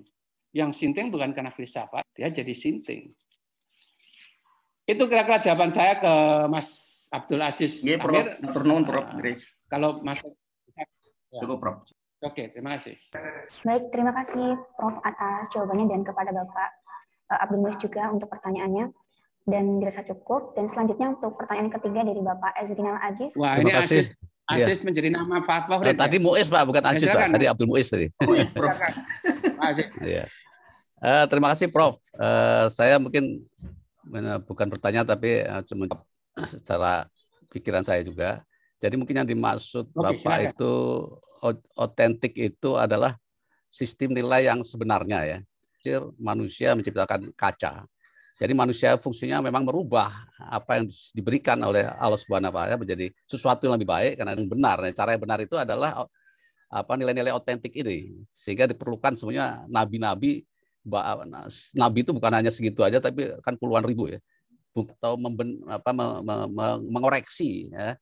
Mengoreksi langkah-langkah yang sebut tadi buatan tadi supaya merefleksikan apa yang otentik, maka itu suatu yang tidak benar kalau itu menganukan lingkungan. Tetapi manusia mungkin perlu mengelola hutan ya, supaya menjadi lebih baik lagi, lebih bermanfaat lagi ya. Tetapi jangan berusaha lingkungan yang akan mengoreksi. Tapi selama limbahnya itu bisa dikelola oleh alam sekitarnya, maka pabrik itu boleh dibangun. Jadi misalnya gitu. Maksud saya kita budaya ini tetap kita perlukan karena kita hidup itu memang berbuat sesuatu yang lebih baik lagi dan itu juga perintah Allah. Tetapi bagaimana dia menjadi ideal diperlukan nilai-nilai. Kalau menurut bahasa Bapak tadi nilai itu menjadi referensi. Nah, manusia itu akan baik kalau dia nilai-nilainya baik. Artinya kapitalis tadi.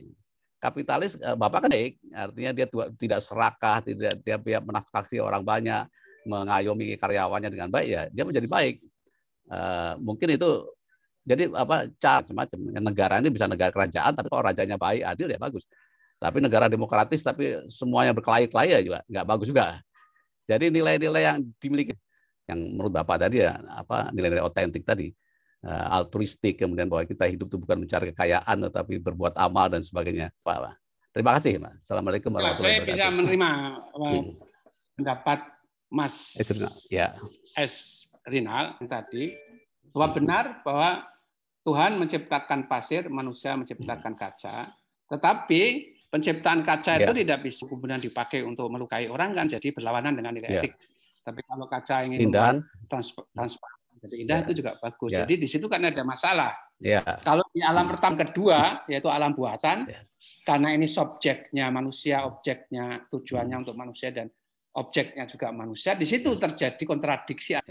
Kalau kita kembali pada nilai-nilai sebenarnya dalam tadi saya mengatakan bahwa berfilsafat itu antara lain adalah berpikir dan itu yang sesungguhnya antara lain yang bisa dikembangkan dengan filsafat supaya filsafat itu menjadi bagian dari nah itu yang sebenarnya yang akan kita kembangkan. Di sini ada titik temu antara saya dengan Mas Esrinal dan ini yang harus dikembangkan supaya tetapi membangkitkan kesadaran manusia sebagai makhluk Tuhan. Dan itu lalu peradaban itu punya makna, punya nilai.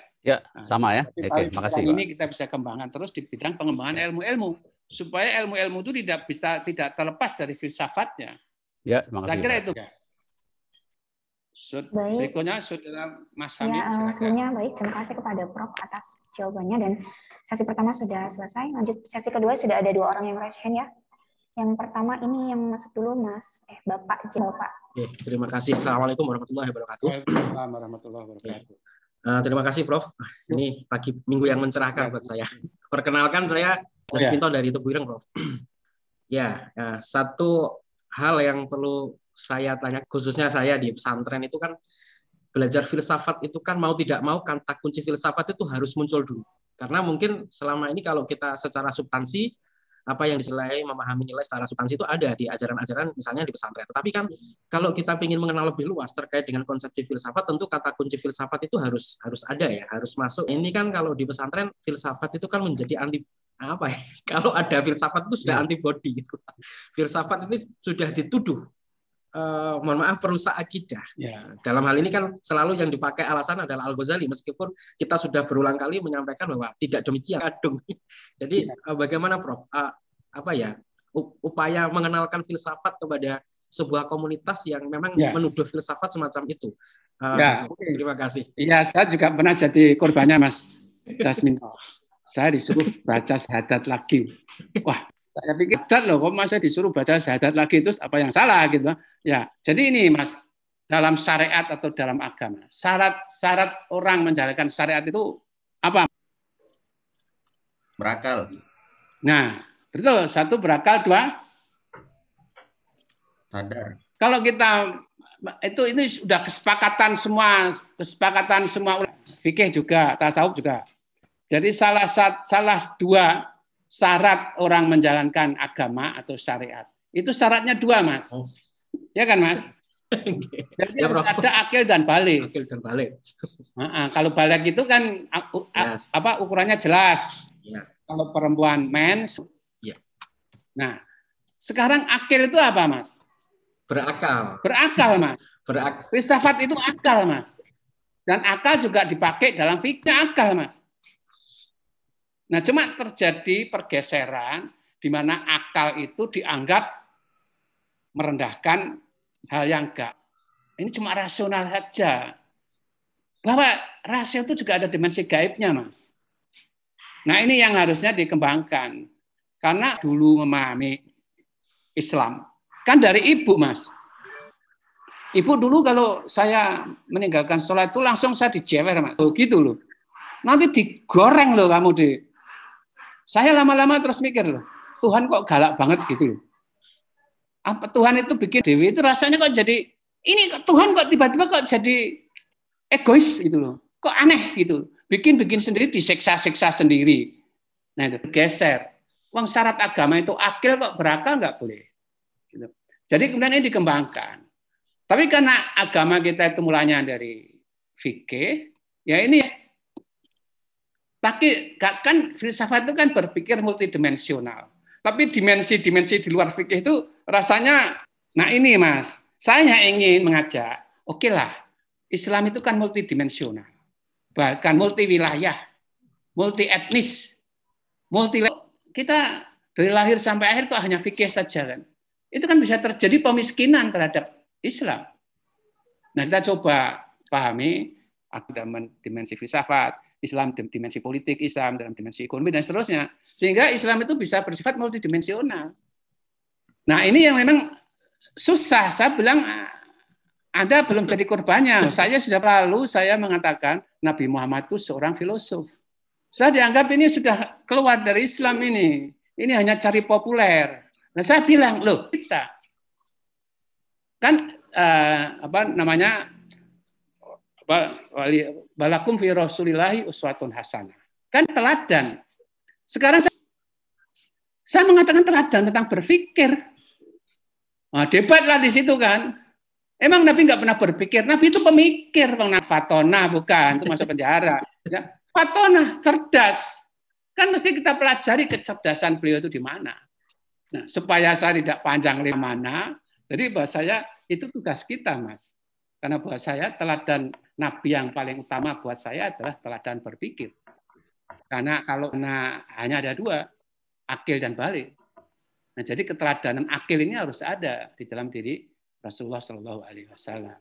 Jadi itu Mas. Jadi kita ingin kembali itu dimensi saja. Karena itu akan menjadi pendangkalan arti Islam itu sendiri. Mungkin itu dulu ya Mas jawabnya ya. Atau masih kurang jawabnya? Ya. Oke, Prof. Mohon izin, Prof. Oh ya, silakan. Ya, mohon maaf sebelumnya terima kasih pada Prof atas jawabannya. Selanjutnya Bapak siapa ini silakan Ya. Pak untuk Mas Hamim, silakan Pak Muhammad Hamim. Silakan. Ya, silakan Pak. Baik, terima kasih. Assalamualaikum warahmatullahi wabarakatuh. Waalaikumsalam warahmatullahi wabarakatuh. Kesempatan luar biasa saya bisa berguru ke UIN Sunan Kalijaga Yogyakarta melalui pemikiran-pemikiran Profesor Musa Asy'ari pada pagi hari ini. Kebetulan sekarang saya sedang menempuh di Pasca Sarjana UIN Syarif Hidayatullah Jakarta, Prof. Oke, ya. Mudah-mudahan cepat selesai S3. Mohon doanya, Prof. Ini pagi ini kita belajar tentang realitas sebuah kehidupan serta tawaran-tawaran problematika solusi of Musa Asy'ari. Yang ingin saya gali lebih dalam ialah memang betul sekarang kita dihadapkan oleh vis-a-vis antara realitas otentik dengan realitas buatan ini, Prof, di tengah masyarakat kita. Bahkan saya sedang apa yang dikatakan Prof Musa tadi bahwa kita ini lebih banyak terkungkung di dalam realitas buatan sehingga menjadi manusia-manusia yang tidak merdeka. Akhirnya tadi terkotak-kotakkan itu ya. Itu banyak hal yang menjadi imbas merupakan realitas buatan, kemudian menjadikan manusia ini seperti malah hilang jati diri manusianya. Katakanlah kita kemajuan teknologi semakin canggih, orang setiap bulan itu bisa dikatakan HP keluaran baru itu semakin banyak ya Prof ya, 2, 3 dan lain sebagainya. Tetapi kemudian pola komunikasinya agak sedikit error malah yang terjadi. Ya, di telepon susah sekali, kemudian ketika diajak ngobrol itu kurang nyambung karena dia sedang aset. Ya, orang banyak berlomba-lomba membangun rumah-rumah besar, tetapi keluarga tidak menjadi besar, malah semakin kecil. Ya, mobil-mobil mewah semakin banyak, pedesaan-pedesaan begitu banyak terjadi. Pertanyaan saya ialah, bagaimana kita nilai-nilai filsafat itu di dalam tataran keluarga, Prof? Yang kita tahu bahwa di tengah masyarakat kita tidak semua, maaf, masyarakat kita ini masyarakat yang berkultur akademik ya, yang artinya paham akan nilai-nilai filsafat itu dalam keseharian. Orang tua saya mengajarkan nilai-nilai luhur, bagaimana berbaur, berpola komunikasi dengan masyarakat dan sebagainya, sekalipun mereka tidak belajar tentang filsafat. Bagaimana minimal taraf keluarga kita untuk nilai-nilai filsafat ini benar-benar diterapkan secara baik sehingga sekalipun kita tergerus oleh realitas buatan, kita tidak melupakan realitas otentik masyarakat manusia di tengah kehidupan masyarakat itu sendiri. Terima kasih Prof. Itu mungkin sedikit pertanyaan sederhana yang ingin saya. Iya, saya merasa keluarga-keluarga malah anti filsafat. Wong kalau anak itu bertanya yang aneh-aneh itu diseneni, Mas. Ya kan Mas Hamim? Anak tanya, Bu, aku keluar dari mana? Terus diseneni Mas karo mbokne Mas. Kowe tekone macem-macem gitu tuh. Kalau anak ceriwis itu juga dimarahin sama ingin tahu dengan banyak pertanyaan. Ini Mas Ardi itu sering kalau anaknya tanya neko-neko dimarahin. Jo neko-neko, tekone sing bener. Nek menurut saya keluarga kita ini bebas. Karena pertanyaan bebas itu menjadi awal dari berpikir bebas. Jadi menurut saya biarin aja bertanya bebas. Kecerdasan orang tua diuji. Jadi menurut saya biarin aja tanya apa saja. Tidak ada yang haram untuk ditanyakan. Ya, kalau nggak percaya tanya sama Pak Jas pun boleh ditanyakan. Tuhan pun boleh ditanyakan. Bahkan nggak dipercayai juga boleh. Emang siapa yang ini Pak Jas minta ini. Ya. Jadi itu menurut saya kurang toleran Mas keluarga kita Mas dengan pertanyaan Mas. Ya menurut saya biarin aja bertanya apa saja boleh. Nah kalau kita sudah nggak toleran dengan pertanyaan Mas, gitu karena filsafat kan dimulai dari pertanyaan bebas. Nah karena itu menurut saya sependapat sama Mas Hamim bahwa ini kehilangan dimensi kemanusiaannya. Karena dia sudah berada di dalam kungkungan realitas buatan. Banyak orang sekarang ini yang tidak bisa hidup di luar realitas buatan. Banyak politisi yang tidak, ya harus ada berpikir ke sana. Sehingga politik tinggi itu nggak pernah bisa wujud di negara kita ini. High politik itu nggak pernah ada. Yang ada itu ya politik praktis. Kalau nggak dapat kekuasaan, apa artinya politik? Kan begitu Mas Amin. Jadi menurut saya kita harus bisa koreksi realitas buatan ini dan kita mengambil jarak. Nah ini yang diperlukan, manusia yang bebas. Tapi hanya sedikit sekali Mas Amin. Mungkin Anda dan teman-teman Anda yang kebetulan berada di dalam perguruan tinggi. Nggak ada Mas. Ya dah?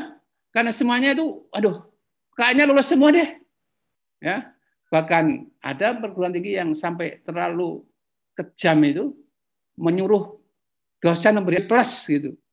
Jadi nggak ada lagi zaman dulu, zaman kita ini, zaman saya masih belajar itu, dosen bisa memberikan nilai C. Sekarang nggak boleh kan Mas Samim? Bisa di demo mahasiswa. Nah ini kan tidak. Jadi akhirnya harus dilulusin semua karena kalau mahasiswa nggak cepat perguruan tinggi nggak cepat melulusin mahasiswanya, perguruan tinggi ini kan sudah satu menurut saya realitas buatan yang menjebak, realitas buatan yang menurut saya destruktif. Ya tentu saya menyadari seperti yang dibilang tadi oleh. Ya, tapi pada dasarnya situasi realitas buatan ini sudah mengkungkung manusia. Saya kira itu Mas Samim. Terima kasih Prof. Yuk. Baik, terima kasih untuk Bapak Hamim atas pertanyaannya dan Prof untuk jawabannya. Selanjutnya kepada Bapak Samsurizal MA dipersilakan untuk bertanya. Nah, ini temanku ini. Bapaknya dia dosen. Ya, Assalamualaikum. Waalaikumsalam, Mas Samsurizal. Pak Ardi mana? Pak Ardi ini Pak Ardi. Ya, adik tingkatnya guru saya Profesor. Oh ya. Ya. Terima kasih Pak.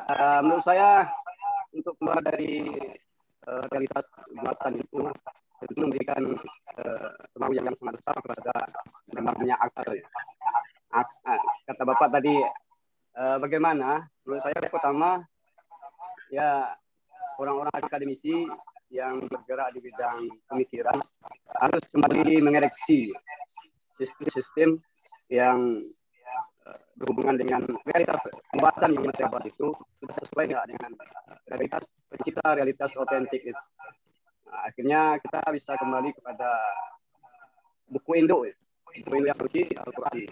Jadi pertanyaannya, apakah kita sepakat para akademisi dan pemikir untuk mengendalikan penguasa?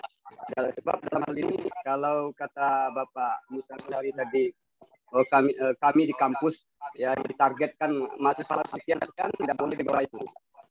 Nah, kalau kami kuliah dulu masuk dengan dosen tertentu ya sangat takut kalau tidak masuk. Kebetulan S1 saya 2 dulu. Nah, pernah terlambat 5 menit saja saya tidak boleh masuk. Itu harus ditandatangani oleh Kosma, oleh ketua kelas. Harus ditandatangani oleh Podi. Hak dosen untuk memberi penilaian juga di komi, memberikan kuliah juga dibatasi dan lain sebagainya. Nah, untuk keluar dari sini bagaimana menurut Bapak?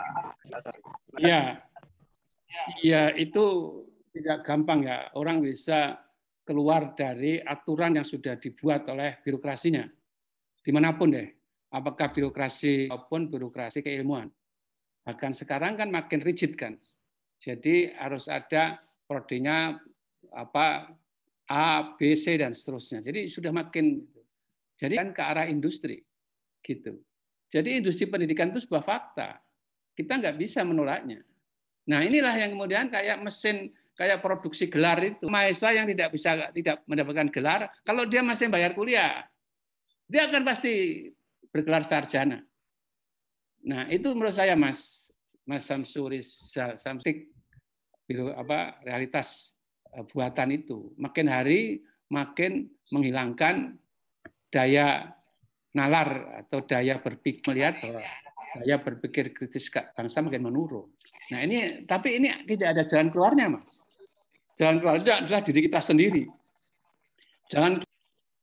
Tapi kalau diri sendiri masih bisa. Kita keluar dari tradisi itu, Mas Samsuri bisa secara pribadi. Karena kalau Anda mau keluar kayak gitu, tapi nggak naik pangkat. Nanti diturunkan gajinya. Nah ini yang jadi soal gitu ya, karena saya juga apalagi dia satu-satunya kehidupan di kampus Mas, dia harus mengejar target, terus ujiannya juga mengambil porsi uji. Kalau ini yang menurut saya mesin dunia kapitalis pendidikan ini, saya kira ini dialami oleh Ardi Winata itu yang sekolahan dia itu yang ini nggak ada, semakin sulit sekarang ini. Ya, ini hanya bisa terjadi nanti sekolahan-sekolahan yang informal. Kayak sekolahan-sekolahan yang kita bikin ini, sekolah filsafat ini kan nggak bergelar. Sekolah ekonomi hijau. Karena masa ini negeri hijau tapi malah kering kerontang.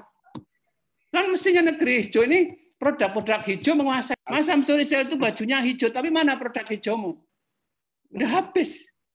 Nah ini fakta. Ya saya bukan menginisiasi Anda untuk tidak puas, tidak. Hijau mestinya menumbuhkan ekonomi hijau. Jadi kita nanti bikin Mas, nanti kalau Mas ada ide usulkan, kita mau bikin sekolah-sekolah hijau. Sekolah-sekolah yang orang bisa keluar dari realitas mencari ekonomi di kemampuannya sendiri. Kalau enggak ini sudahlah. Ini jalan yang hancur-hancuran, kita malah naik kereta yang akan hancur. Ya, jadi kita harus berani keluar. Ini mendestruktif manusia. Jadi orang-orang kayak Mas Samsuri itu harusnya menggerakkan kereta keluar dari realitas artifisial. Gitu Mas. Ya. Jadi kalau enggak sudah ini saya ini kalau ini enggak ada orang yang mencari solusi susah. Nah, harus kita mencari solusinya. Gerus ke situ semua. Mas Samsuri kalau yang begini nanti nggak ada temannya sedikit. Ya, betul. Orang-orang yang berfilsafat itu kan temannya sedikit. Tanya sama Jas. Ya kan? Jangan berfilsafat, Mas. Itu mesti filsafat plus. Filsafat plus fikih plus tasawuf plus. Jangan sendirian. Ya. Berfilsafat itu kafir. Padahal agama itu dasarnya mantek. mantek itu logika. Salah Mas Yanto jangan senyum-senyum aja ya. Mantik, yes. Saya kira ini Mas Samsuri, ini kritik terhadap di alam yang gelap, yang tidak menghargai akal. Ya, katanya itu saya nggak tahu Mas. Coba tolong Mas ya, saya minta carikan itu hadisnya apa, Mas. Ya, tidak ada agama buat orang yang nggak punya akal. Berakal, berpikir itu salah dapat 1, benar dapat 2. Wong salah saja, ya kan paling tidak dapat 1 Mas kalau salah Mas. Emang berpikir salah masuk penjara Mas. Dan nanti anak-anak yang kuliah atau yang sekolah ya kan begitu kan. Jadi saya kira itu Mas Samsuri, kita mesti berada dalam semangat untuk melakukan hidup. Iya, insyaallah Pak, insyaallah Pak. Yang penting berkarya Pak. Iya. Saya baru 5. Oh ya. Tapi kan teknik kimia nanti kita bikin. Iya, insyaallah. Mau 4 atau mau 11 saja Mas. Pastinya tambah Mas. Amin, amin. Amin. Dimarahi loh Mas. Yo, makasih. Dimarahi sama Mbak Rara. Sama Mbak S. Baik, terima kasih kepada Pak Samsuri atas pertanyaannya dan Prof atas jawabannya. Waktu sudah menunjukkan jam 11:06, masih ada beberapa menit lagi. Kepada seluruh peserta, bagi ada yang ingin bertanya lagi dipersilakan. Ya, mumpung masih ada waktu dan materinya sudah ada 6 penanya. Silakan yang ingin bertanya lagi atau mungkin ada yang ingin menanggapi dari pertanyaan sebelum-sebelumnya, Bapak Ibu sekalian. Ya udah, kalau nggak ada nggak apa-apa. Nanti kan masih ada. Kalau menanggapi boleh nggak, Mbak Rara, Prof? Boleh, Ibu, silakan. Silakan. Silakan Mbak Novi. Saya manggilnya jangan Ibu ya, Mbak aja ya. boleh apa? Soalnya supaya saya kelihatan muda. Terima kasih. Yang soal pandangan orang-orang terhadap filsafat itu sesat gitu ya. Bilang sama salah satu guru saya, Profesor Maman di dosen di matematika ITB ya. Ya kenapa orang berpikir bahwa filsafat, orang belum bisa membedakan antara filsafat sebagai alat dengan pemikiran filsafatnya itu sendiri gitu, pemikiran para filosofnya. Jadi kalau misalnya pemikiran para yang pro kontra juga ada gitu. Dan masalahnya adalah ketika pemikiran yang dianggap tidak sesuai itulah yang dianggap sesat, kemudian disimpulkan bahwa filsafat sebagai alat untuk berpikir. Mungkin seperti itu Prof gitu yang saya lihat. Iya, benar. Ibu benar. Jadi filsafat tidak dilihat sebagai metode berpikir, yang itu karena ilmu kan dasarnya filsafat. Jadi ekonomi mestinya juga diajarkan filsafat, politik juga, supaya high politik itu bisa begitu orang diajarkan filsafat, yang diajarkan adalah pikiran orang, aliran-aliran filsafat. Aliran filsafat ini saya kira problematiknya. Dan kita di sini sebenarnya ingin mengajarkan filsafat sebagai alat, sebagai metode, sebagai jalan, terutama kebenaran yang mutlak yang tidak berubah, kebenaran dari realitas otentik, bukan kebenaran dari realitas buatan. Tadi yang kurang saya jelaskan adalah dimensi yang konstruktif. Tapi karena yang menonjol sekarang ini yang menjadi problem zaman ini adalah dimensi destruktif, diajarkan sebagai metodologi, bukan sebagai aliran. Kalau aliran saya kira banyak juga aliran yang kita berlawanan, dan saya juga sendiri juga merasa berlawanan. Semua ilmu-ilmu itu dikaitkan kembali dengan filsafatnya. Saya kira ini cara langkah yang baik, Mbak. Ya, supaya ekonomi tidak dilepaskan dari filsafat. Kalau dilepaskan nanti hanya pertumbuhan, bukan indikator satu-satunya. Pemerataan justru lebih penting daripada sekedar mengejar angka pertumbuhan. Di dalam politik juga sama. Saya setuju. Saya kira Mbak, supaya metodologi berpikir filsafat itu harus dikembangkan. Jangan menganggap filsafat itu, yang bikin filsafat susah itu kan karuan. Ya, sehingga seakan-akan ya berfilsafat itu harus muter-muter katanya begitu. Ya, padahal dia adalah latihan berpikir, yang nggak boleh muter-muter, harus konkret. Saya setuju sepenuhnya sama Mbak Novi. Ada lagi tambahannya Mbak Novi? Tapi kalau aliran-aliran itu meskipun yang kontroversial itu mungkin tidak apa-apa juga ya Pak ya kalau diajar Nietzsche gitu, itu sebagai pengayaan aja, dan mungkin mana tahu dengan pengayaan itu justru pemikiran bisa berkembang, akan muncul dia. Iya, setelah metode kan lalu pengayaan. Jadi ini satu kesatuan. Metodologi diajarkan dulu di awal supaya dia tahu bagaimana metode filsafat dalam ilmu-ilmu yang mereka tekuni. Tapi pada akhirnya orang dan aliran. Bagaimana Marxisme bisa menyatu dengan kapitalisme? Itu hanya terjadi sekarang. Di bawah tahun 90-an itu berlawanan dua aliran itu. Tapi sekarang China itu di Tiongkok sama Makau-nya pakai kapitalisme. Tapi di daratannya setengah-setengah. Jadi ini yang saya kira harus dipelajari. Karena Islam juga sama. Ada Islam yang aristokratis. Ya, jadi ini sebenarnya wilayah-wilayah yang masing-masing bisa berbeda-beda wilayahnya. Jadi kalau itu mengkaji aliran-aliran dan ilmu-ilmu, saya kira lebih kaya filsafat kita. Dan tidak akan menjadi kentir tuh, nggak bisa gitu, Mbak Novi. Terima kasih, Prof. Terima kasih. Ya. Kalau ke Jogja kontak-kontak nanti kita nyate. Siap, Prof. Siap. Ya, apa? Siapa ini? Bapak Edwin. Oh ya, silakan Mas. Iqbal itu pernah bilang Marx plus tauhid sama dengan isi inspiratif kan. Jadi kita tidak bisa. Dan saya juga melihat orang-orang yang saat ini ateis, ya, saat ini ateis itu lebih baik daripada orang yang nggak mencari sama sekali. Karena kalau dia mencari, insya Allah Tuhan akan banyak sekali orang-orang ateis itu akhirnya menjadi seorang yang itu menemukan oasenya. Tapi kita kadang berpikir orang itu ateis ya sudah masuk neraka jahat. Sepanjang dia jujur, murni dan berbuat baik, insya Allah kembali ke agama. Mungkin itu pendapat aja, Pak. Iya Mas, saya setuju karena sekarang ini Tuhan diajarkan sebagai persepsi. Padahal dan Mas Elstina mungkin punya persepsi tentang saya. Apakah persepsi Anda tentang saya? Ya, betul. Bukan. Jadi ini harus punya kajian yang lebih jauh. Nah, ini yang ketuhanan yang Maha Esa itu dikembalikan pada persepsinya masing-masing. Jadi ini menjadi sumber konflik. Jadi ini karena ukurannya persepsi. Padahal persaingannya Tuhan berantem. Padahal Tuhannya nggak beda. Tuhan yang bikin kita sama Tuhan yang bikin Karl Marx sama juga Tuhannya itu. Wong Tuhan yang bikin kambing sama ya kan. Nah, mestinya kita berpikir lebih fundamental. Ini gimana kalau kita bicara tentang Tuhan? Ini kebanyakan masih di tingkat persepsi. Hanya Tuhan, tapi Tuhan yang persepsi. Nah, itulah masalah. Nah, itulah. Ini Mbak Novi ketawa-ketawa ini. Iya, Tuhan buatan itu, bukan Tuhan otentik. Ya. Ini yang susah.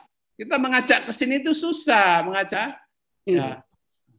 Karena saya pun juga sudah pernah dikafirkan. Untung masih ada mahasiswa yang saya juga pernah, Prof. Nah ya itu, biarin aja yang mengkafir, boleh mengkafirkan orang. Kafir dan tidak itu kan urusan yang Maha Kuasa. Bahkan ada di dalam tafsir kitab Jalalain, ada Muslim itu ada kafir juga ada, kafir indanas, kafir indah Allah. Lah kalau cuma dikafirkan sama Aldi Winata itu ngapain, nggak usah pusing lah. Kita gantian ngafirkan. Yang penting emang jadi Tuhan. Ya, tapi ini bicara di tengah publik sulit ini. Kalau ini saya ngomong ini di masjid, saya dipukuli nih Mas. Ini hanya bisa ya di masjid nggak berani saya.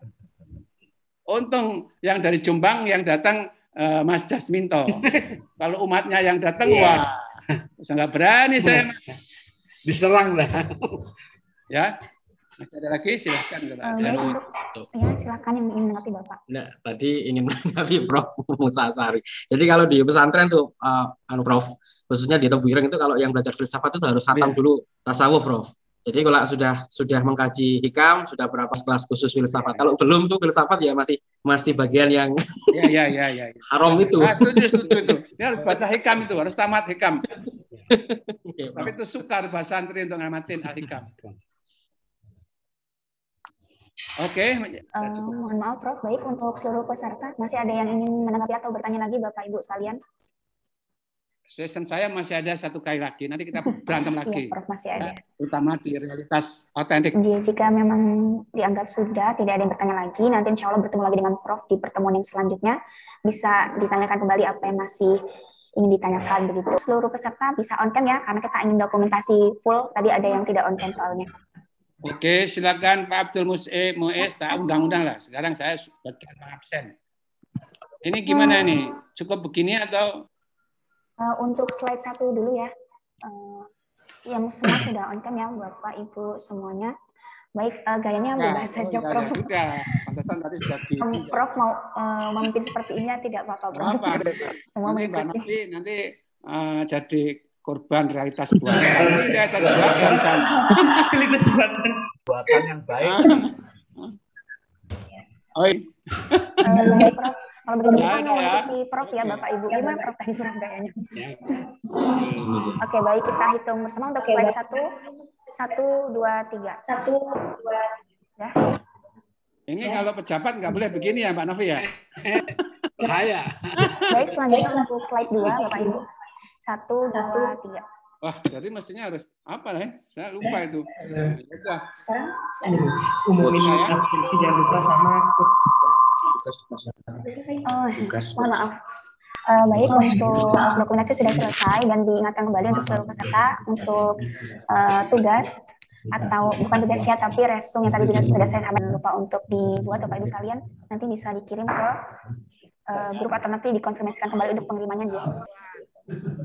Cukup itu untuk hari ini. Terima kasih atas partisipasinya, kerjasamanya hari ini. Dan sebelum kita akhiri, dimohon untuk Prof Musa bisa memberikan closing statement ataupun quotes-nya untuk hari selanjutnya. Jadi saya untuk teman berikutnya saya ingin bicara mengenai realitas otentik kitab suci dan mohon maaf Prof, untuk maksud saya memberikan closing statement atau iya saya tahu, tapi sebelum itu saya ngomong itu. Jadi bahwa saya berpikirlah sebetulnya bukan sama dengan bertindak bebas. Berpikir bebas itu sebenarnya menjadi substansi dari kebudayaan. Jadi di sini bebasnya. Karena berpikir bebas itu adalah ciri dari manusia. Saya kira itu kata penutup dari saya. Terima kasih. Assalamualaikum. Waalaikumsalam warahmatullahi wabarakatuh. Terima kasih Prof. Terima kasih. Mohon izin live. Baik, untuk seluruh mohon maaf Prof dan Bapak Ibu sekalian, alhamdulillah sudah selesai pertemuan pertama dan tadi karena sudah kita buka dengan basmalah, kita akhiri dengan alhamdulillah acara pertemuan pertama hari ini berjalan dengan lancar. Semoga pertemuan selanjutnya pun bisa berjalan lancar juga dan diharapkan untuk Bapak Ibu bisa hadir sekolah SD. Itu untuk hari ini. Saya mau berterima kesalahan, saya mohon maaf kepada Allah. Saya akhiri. Wassalamualaikum warahmatullahi wabarakatuh. Terima kasih Prof. Terima kasih Prof. Bapak Ibu sekalian. Terima kasih moderatornya. Terima kasih Bapak Ibu semua.